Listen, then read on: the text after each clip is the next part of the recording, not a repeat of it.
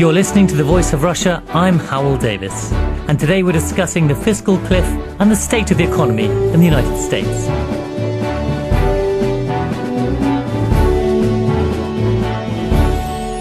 On the 1st of January, after last-ditch talks, President Barack Obama and the Republican leader of the House, John Boehner, agreed to a deal to prevent automatic tax rises and spending cuts, averting the so-called fiscal cliff. If it had come into effect, economists say it could have cut GDP by 5%, sending the US into recession. But a deal between the President and Congress was finally hammered out, raising taxes for the very rich and sending stock markets soaring.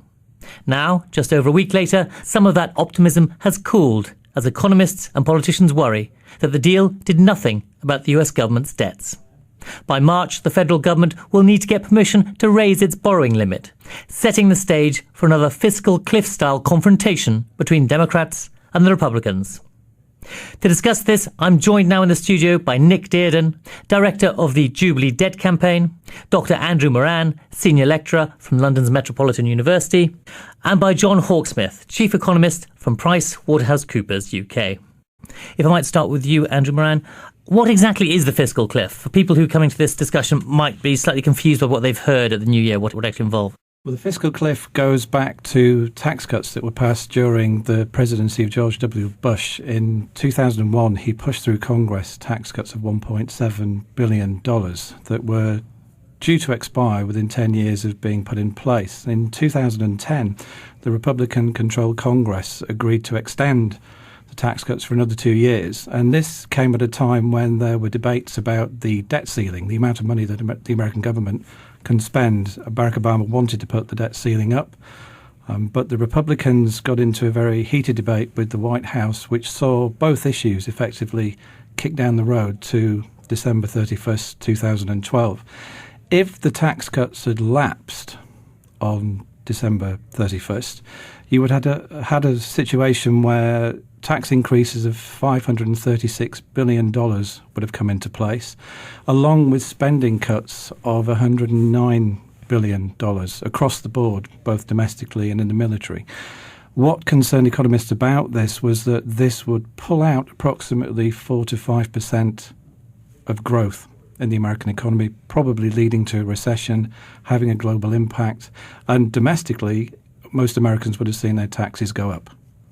And John Hawksworth, what would have been the impact on the economy if the fiscal cliff, if America had actually fallen off that cliff? Well, I think, as Professor Moran said, if you take 4 or 5% out of an economy that's only likely to be growing at about 2.5%, then you're down to minus sort of 2.5% or something like that, and so you're back into recession. So had they done nothing and had that followed through completely, you could have been back into recession. Now, there may have been some offset, so it may not have been quite so bad as that. But basically, when an economy is weak, you don't want to hit them with such big tax rises and spending cuts. So we would have seen, say, unemployment reach the 10% barrier, that sort of thing. Well, I think you would certainly have seen, potentially, zero or negative growth, unemployment rising again, and basically it would have had a confidence effect as well. And of course, it would have affected the US's trading partners like the UK as well. So it would have had a range of negative effects if you'd have had that bigger fiscal tightening in one go. Is it fair to call, say, a 5% drop a sort of catastrophic drop in the economy? Well, I think by comparison, that's the sort of drop in GDP we saw in the UK, about 6% or so in our recent recession in 2008-9. So it's something of the same order of magnitude as that, basically. And the fiscal cliff was averted. Barack Obama and the Republicans came to an agreement on the 31st of December, 1st of January, which was then passed by both houses. What has happened with that agreement since? Because it seems to come across that Barack Obama actually did quite a good deal, got tax rises for the highest paid. Well, I don't know. I mean, there was a compromise. I think from an economic perspective, there will be tax rises, but they'll be of a much smaller magnitude than would have been the case had all of these planned things gone through. I think there was a debate as to how far down the income distribution the tax rises should bite and how large they should be, what the distributional impacts. And I guess neither side got exactly what they wanted, but as expected, there was last-minute horse trading and they got some sort of a reasonably sensible deal, more or less what economists had expected, actually. I mean, the economists had already factored in the fact there would be some tax rises this year, and indeed you need probably some tax rises and spending control in order to get the deficit down gradually. But you want to do that gradually over a period of years. You don't want to do it in one big hit. But in many cases, they've just put off the decisions on spending and put off some of the tough decisions, and so that they're going to have to come back to them, in coming months and indeed years. Nick, you've got on record as saying that you think that President Obama gave away too much. He was initially hoping to get sort of tax rises on people earning, say, $250,000 a year, and that got pushed up to $450,000. He could have done much more, definitely. In fact, he'd promised to do much more before the election, and give far bigger tax rises to the rich. And the fact that he hasn't made those tax rises is going to mean that the spending cuts have to be greater when they come in. Now, one of the things that we're really worried about is that certainly there is a debt problem. Whether it's a debt, I think the debt crisis is somewhat manufactured in the United States, but certainly there's a debt problem. U.S. debt is too high in the long term. It's not a good idea to cut it at this time. I would certainly agree with. But the real crisis in U.S. society is the private debt problem, which is absolutely enormous, far outstrips public debt in the way that it's been rising recently. And why has this come about? Because the types of policies that the United States has followed for 30 years now have inflicted deep levels of inequality and deep levels of poverty on U.S. society. And unless the United States deals with that problem, then the debt crisis will continue. We'll continue getting the private debt crisis for sure, and probably the public debt crisis too will continue getting bigger, because inequality and debt are necessarily tied together. And what we've seen working on scores of countries in Latin America, Africa, Asia, and now looking at Europe too, is that actually when you try and deal with a debt crisis through austerity, you get horrendous levels of poverty, you get soaring levels of inequality, you have real problems with faith in your democratic institutions and your democratic system. And ironically, the debt also goes up as well. And we've seen this in country after country after country. So unless the United States does something to fundamentally restructure the way its economy works and deal with inequality in its society, I fear that there isn't going to be a solution to the debt problem. Fine. Then what concrete measures do you have to put forward that wouldn't actually increase the debt? If you're saying there's inequality, that would seem to indicate that you think the lower paid should get help from government, which would increase debt, surely. It would, and I think in the short term that may be something that's necessary to do. But I also think you can limit the amount that you increase debt by taxing those who've done extremely well in the last 30 years. And in the United States, just as globally, the super rich have done enormously well. I mean, their wealth has grown beyond imagination in the last 30 years, to the point where very rich corporations and the super rich barely pay tax anymore in the United States and also at a global level. And we have to do something about that by clamping down on tax havens and the way that people escape from taxes, but also by looking at more progressive taxation. I mean, the level at which corporations and rich people are taxed has gone down and down and down and down. And that means there's less public spending, there's less of an idea that redistribution is a good thing that there was 30 years ago, and we need to reassess some of those ideas. You're listening to The Voice of Russia. I'm Hywel Davies, and today we're discussing the fiscal cliff and the state of the economy in the United States. I'm joined in the studio by Nick Dearden, Director of the Jubilee Debt Campaign, Dr. Andrew Moran, Senior Lecturer from London's Metropolitan University, and by John Hawksworth, Chief Economist from PricewaterhouseCoopers UK. John, do you think that's true, that the rich have been let off too much of the burden? Well, I guess it's a political judgment and one has to make on that. I think it's certainly true that rich people and large corporations have more options than the average person about how they manage their tax affairs. And I think in the past, maybe there's been too many options to use tax havens and other things. Ultimately, it's then a question of getting a globally coordinated response, though, because there's no point in just trying to put up taxes on the rich in one country, because they will just move their money somewhere else. I mean, the big characteristic of wealthy people or big corporations is they're very mobile internationally, and so you're just going to cut off your nose to spite your face if you try and do it on a unilateral basis. It has to be more of a coordinated thing. There's been some moves through the OECD. You can see in terms of the way in which, just in Europe, the way in which Swiss banks, for example, are now coming under pressure both from the US and from other legislations to kind of open up their banking system and to be less secretive. But it's quite interesting. Some of the people who've been accused of tax evasion in Greece, for example, it's now been discovered they moved their money first of all to Switzerland. They said, "Oh, that's a bit dangerous." So they've now moved it to Singapore. Well, this is probably why you ultimately you do need a global approach, because unless you have a comprehensive global approach... Is that realistic, though, a completely global approach? Well, I mean, I think ultimately, there has to be some sort of coordination for groups like the G20 and other such bodies to try and achieve it. But, it's not... It's a complex long-term process. I think it's rather a different issue from the US fiscal cliff issue, to be honest. But it's something on which I think there has been movements in that direction, and you can see it in the UK debate, where I think there has been increasing recognition that companies that aren't seen to be paying a fair share of tax do have a consumer backlash against them, and so it is a debate that will no doubt go on in many countries, but not the US, UK, and others. Dr. Moran, sorry, you want to come in? No, I think it's very interesting that what we're seeing in America now, in the background, is a debate about this divide between the wealthy and the poor. That Barack Obama had a clear policy of trying to increase taxes on the rich. The Republicans were opposed to any tax increases. Their solution is spending cuts. But Obama, though he didn't get the $250,000 limit that he wanted, he did compromise on the $450,000 limit for families, the $400,000 for individuals.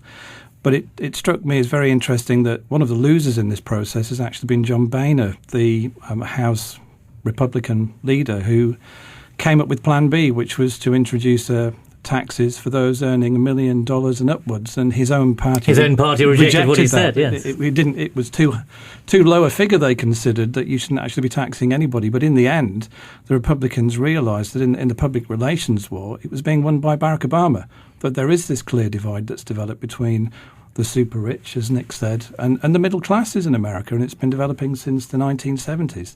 Middle class wages have stagnated.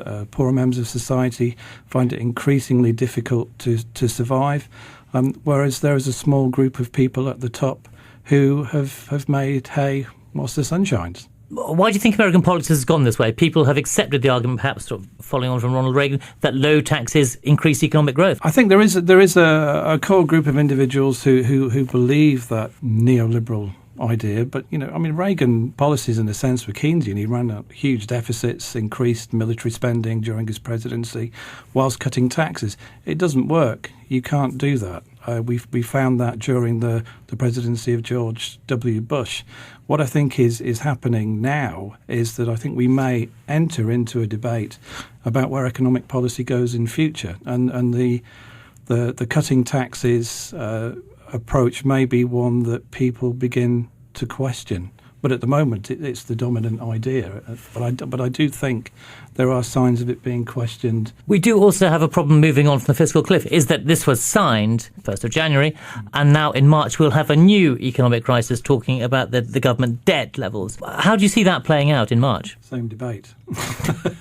Well, March is the new December. What I think will happen is that the Republicans will now ask for spending cuts, that they will not do a deal on the debt ceiling unless there is some evidence of spending cuts coming in. And I think invariably it's going to be a very nasty fight. Nick, you must be quite fearful of what the impact of those spending cuts would be. Yeah, I mean, if you look at some of the incredible levels of poverty that exist in the United States, extraordinary really for the richest country in the world, for any OECD country, for any industrialized country, it could have a real impact. But I think there's something really interesting in what Andrew said, that in many ways the US economy, which has led economic thinking in many ways over the last 30 years, is not a true believer in the free market. It totally understands the role of the state in allowing for the free market to function. The problem is not even necessarily to do with how much they've been spending, but where they've been spending it. And one of the big debates, I hope, that will come up in March is actually, why are we spending this huge amount of money on our military, which is a form of corporate welfare, essentially, like a lot of American spending. And I'm certainly not saying that a government shouldn't support industries that it wants to support.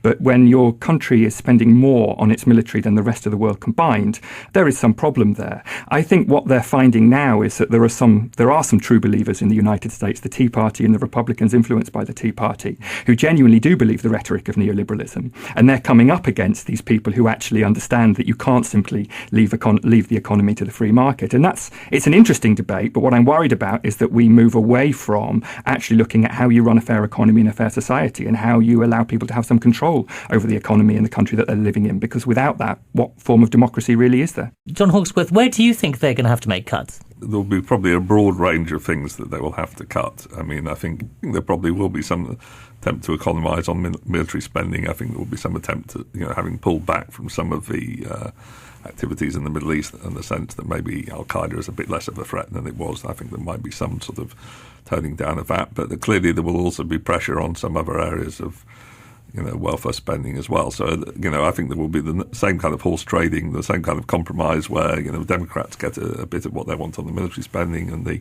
Republicans get a bit of what they want on the welfare budget. And, no one is totally happy, but everyone has something that they can point to as being on their side. And I think this is just the way in which it will continue to go in the US. For the moment, it just seems like we'll get these continual impasses for a number of years. And these problems won't go away quickly. I mean, the US still has a very big budget deficit, getting 8, 9, 10% of GDP. It's going to take a long time for that to come down. And then it has a longer-term problem with an ageing population, like many other countries have, that puts pressure on other forms of spending on pensions and healthcare. And these issues will also be very politically charged because, how you address those issues will have important distributional consequences. So, but are programs like Social Security and Medicare ones that the Republicans are particularly eyeing them up for cuts? Do you think that those cuts would actually help? Well, I mean, I think ultimately, as I say, I don't think you would, in the current fragile economy, you probably wouldn't want absolutely huge cuts in spending. It's very interesting for someone from PwC saying, well, you don't need cuts now. Well, you might need some. Spending. You might need some. Clearly, I think everyone would agree that people will look for efficiency improvements in government as in everywhere else. There may be certain areas where you can cut spending in a way that isn't so damaging, but ultimately, you have to do this in a measured way. I mean, I think in a situation where the economy is still quite fragile, it doesn't make sense to swing a big sort of spending axe. You have to approach the deficit reduction in a phased way, and I expect that that's what will happen. There will be some horse trading, there will be some sort of deal, but it will be a sort of a medium-term programme of gradually getting the deficit down. So you're quite in agreement with Nick Dearden here, which is quite surprising for some people. Well, I mean, I think in general terms, most economists would agree that in a situation where the economy is quite fragile, you have to take your time and gradually reduce the deficit over time and not try and do something dramatic. I think there tends to be sometimes an exaggeration of a political difference. In the UK, for example, there's a lot of political to and forth. But in fact, when you look at the numbers, there's not that much difference between the parties at the last election in terms of how they were addressing the deficit. Their plans weren't that different in terms of the overall numbers. It was exaggerated a lot in terms of the political sort of to and fro. Both parties basically agreed, Alistair Darling on the one hand and George Osborne on the other in the UK, that you needed to reduce the deficit. They both had plans that involved quite big spending cuts and quite big tax rises, and they disagreed a bit on some of the detail and how far you go. But often these sort of political things get sort of turned into a bigger debate, but actually, the overall, from an economic point of view, the general strategy of a gradual medium-term programme for reducing the deficit is one that most economists would probably agree with, and the rest is kind of political horse trading as to how you do that at a level of detail. Dr. Moran, we have these apparently recurring crises in American economic and political life. Does this say something about the American political system itself? Yes, it's dysfunctional.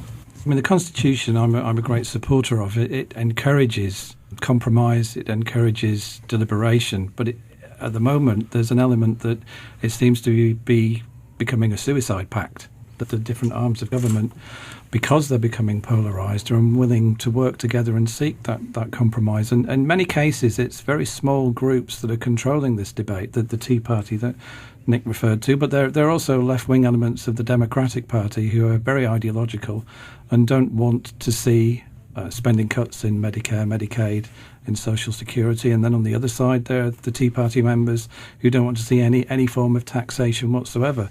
And the difficulty now is getting these groups to compromise. And it seems to be an ongoing problem. And I think it's very bad for America internationally that governments around the world, people around the world, are looking at a political system that doesn't seem to be able to work effectively at the moment. Barack Obama is trying his hardest. I think that the leaders in the House and in the Senate from both sides are trying their hardest. But there are these groups that are very ideological in nature, and the voting system allows them to block certain things. and make it very difficult for politicians to act effectively. I mean, I think one of the interesting things that's been said is the military budget. The military budget is one thing that I think could be looked at.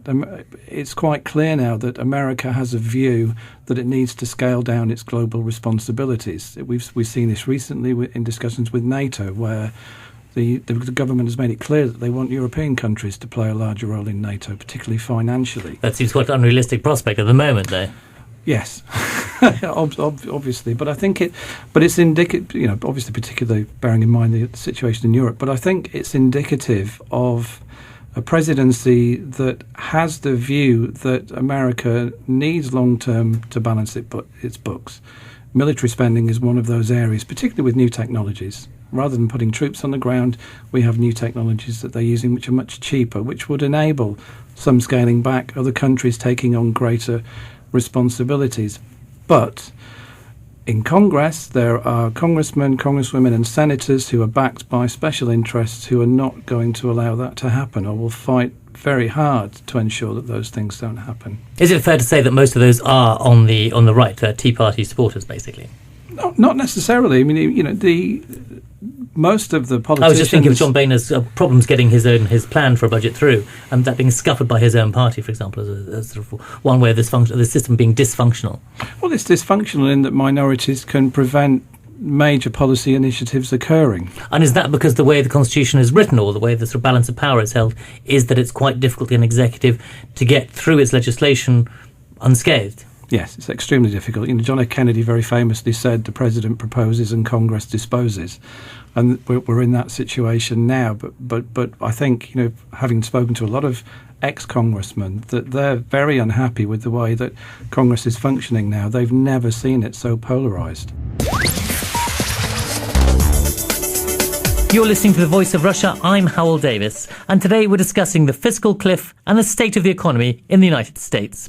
I'm joined in the studio by Nick Dearden, Director of the Jubilee Debt Campaign, Dr. Andrew Moran, Senior Lecturer from London's Metropolitan University, and by John Hawkesworth, Chief Economist from PricewaterhouseCoopers UK. So, Nick, your take is perhaps in the past, in maybe Eisenhower's America, we might have had compromise, but now that's not possible. I mean, in some ways I agree, and in some ways I don't agree. A lot of people have referred to America as the imperial presidency as a system, for example. In terms of the incredible power that it exerts, there's very little democratic accountability to that. But at a congressional level, I would also argue there's not that much democratic accountability. One of the things I was reading earlier was an article which suggested that maybe congressmen and women should adopt the same policy as sportsmen and women and have all their sponsors on the suits that they wear, because the level of money that is required to be elected to any office in the United States means you're bound to be captured by special interests. In the United States, it's perfectly legal. In fact, there's just been a law passed a couple of years ago now that increased the amount that corporations could spend on supporting and sponsoring US politicians. It's morally utterly corrupt, and it's no wonder, therefore, that many people in the country, the vast majority of most elections, don't even vote. And I think Obama promised an enormous amount and obviously created an enormous wave of enthusiasm and a big movement behind him. And many people have felt very despondent about what he's actually managed to achieve in office, because he simply is unable to. He is coming up against these vested interests all the time. And that's where the Tea Party comes from in many ways. I mean, I thoroughly disagree with the politics that they're espousing, but I do understand that many Americans want to have a more democratic system and don't feel they have one because they can't control any form of policy making. John, do you think that the American political system has actually held back the recovery, in that it's forced Obama he couldn't do things he wanted to do, for example? Well, I think it certainly restricted his ability to develop a strategy and carry it through. So in that sense, it probably hasn't been helpful. And I think that there have certainly been these incidents around debt ceiling debates in mid-2011 and again more recently, where it hasn't really increased international confidence in America, the fact that they haven't seemed to be able to reach a sort of sensible political solution in a reasonable timescale, and they're always doing this at the last minute. Rather like we see in Europe, where you keep getting these last minute deals on Greece or Spain or Italy or whatever, and this doesn't exactly increase market confidence in these countries and therefore adds to their problems. So, I mean, I think that there are. But I think one just has to accept that he inherited an incredibly difficult economic situation, and it was never going to be that easy for him to have any kind of miracle cures. And the political situation's made it even harder. But fundamentally, it was a difficult situation going in economically. OK, I'm going to ask you this after we've only got the last few minutes left. Looking into your crystal balls, really, and say, if we were looking at America in, say, a year's time, what do you think would have changed? Nick, if I could start with you. I think I agree with what's been said, that a compromise will emerge, and it will be a messy compromise, and both sides in Congress will get something they want. The problem with that is, as I say, it does not solve the really deep-rooted problems in the American system. And I come back to this idea that democracy and inequality needed to be looked at as a matter of great urgency, and the United States needs to work out how it manages its relative decline economically in the global sphere in a way that is equitable for its people and equitable and sustainable for the rest of the world. And at the moment, it's nowhere near that. But in concrete terms, how would you see them tackling this inequality? How would I like them to do it? Yeah. More public spending, more taxation of the super rich, and also a reining in of the financial system that's allowed those super rich to become so rich in the first place. The idea that the government can play an extremely important democratic role in the management of the economy, and the economy should be accountable to ordinary people. And with that, I hope would go a scaling down of the military budget, and less US intervention and imposition of policies that it doesn't even follow itself for the rest of the world. Dr. Moran, where do you see America in, say, a year's time? Same place. I think what does need Sorry, the same place as Nick, or the same place it is now? Same place as it is now. I think that we will have a series of ongoing compromises. But what I hope we will see is that there will be a growing acceptance that long-term America has a substantial debt problem that needs to be addressed. As John has referred to, the ageing population, the problem with an unsustainable entitlements budget, Medicaid, Medicare, and Social Security are effectively going to be bankrupt in the foreseeable future, and there needs to be some long-term solution to that. What we're seeing at the moment are short-term solutions, sticking plasters, but there are serious long-term problems that the American economy has. The debt at the moment is $16.4 trillion. With the program that's just been enacted, it's going to go up in the next 10 years by another $4 trillion at least. It's unsustainable long-term. And finally, John, a year's time, will we look back and saying, gosh, it's more of the same, or we've actually made some progress? I think I would probably agree with what Professor Moran has said. There will be some compromises. I think the economy will probably manage 2% or so growth, so things might look a little bit better in terms of the economic situation. But I don't think there will be a radical change. And I think the really key issues are long-term, as America just comes to terms with the fact that China and India and other economies in future decades are going to be much more important. The dollar will, eventually in 20, 30 year times no longer be the single reserve currency. So if the US just pumps out government bonds, people won't just absorb them in the same way as they've been doing in recent years. And therefore, ultimately, America will have to live within its means much more, both in the public sector and the private sector. And it will also have to reform its private healthcare system, which is hugely expensive. I mean, much more so in many ways than the public health system. It takes a huge proportion of American GDP and will only increase as the population ages. And actually trying to get that under control is almost one of the biggest challenges it faces.